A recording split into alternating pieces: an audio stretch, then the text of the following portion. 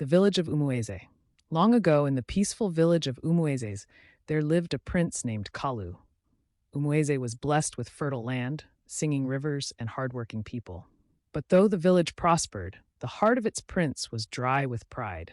Prince Kalu was strong and handsome, born into royalty, yet he believed that power alone made a man great. I am the future king of Umueze. I have servants, wealth, and authority. Who among the people is greater than I? My son, remember this.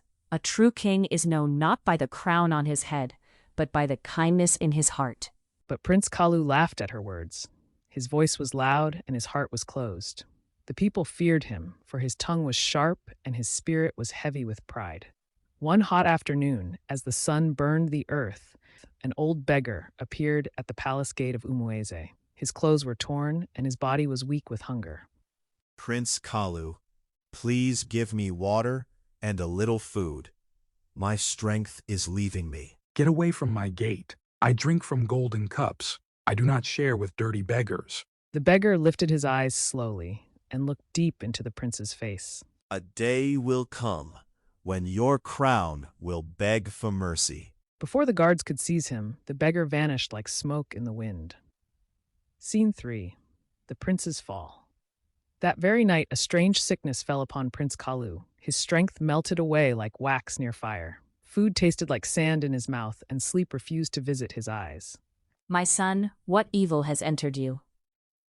This is not sickness of the body, it is sickness of the soul. Pride has poisoned his spirit. No medicine worked. No prayer brought relief. The proud prince lay helpless, learning for the first time that power could not save him. If Prince Kalu must be healed, he must walk the road of the common people. Let him leave the palace and live as a poor man, so his heart may learn wisdom. Prince Kalu removed his royal robes and wore torn garments.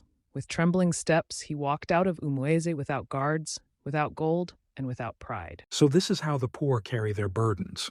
For the first time, he felt hunger. For the first time, he felt fear. And for the first time, he felt the weight of another man's pain. On the dusty road, Prince Kalu met 3 small children sitting under a dying tree. Sir, please help us. We have not eaten since yesterday. Prince Kalu looked into his bag. Inside was the last piece of bread he had. Take it, eat and live. As the children ate, a strange warmth entered his chest. The sickness that lived in his heart began to loosen its grip. Suddenly, the old beggar appeared again, but this time his body shone like fire and his voice sounded like thunder. Prince Kalu, I tested your heart. When you were proud, you failed. When you became humble, you passed. Forgive me. I now know that a throne without love is empty, and power without compassion is darkness. Return to Umuiz and rule with justice and kindness. Only then will your people prosper. Prince Kalu returned to Umueze healed. His eyes were gentle, his steps were calm, his voice was no longer filled with anger. Long live King Kalu of Umueze. You left this village as a proud prince and returned as a true king. And Umueze knew peace, because its ruler had learned humility. Power without kindness is darkness. A proud heart builds its own prison. The hand that gives becomes strong. The king who serves will never fall. Pride blinds the eyes of wisdom, but humility opens the door of the heart. He who lives only for himself will rule no one, but the one who lifts others will be lifted by destiny. True greatness is not in the crown you wear, but in the lives you touch with kindness and love.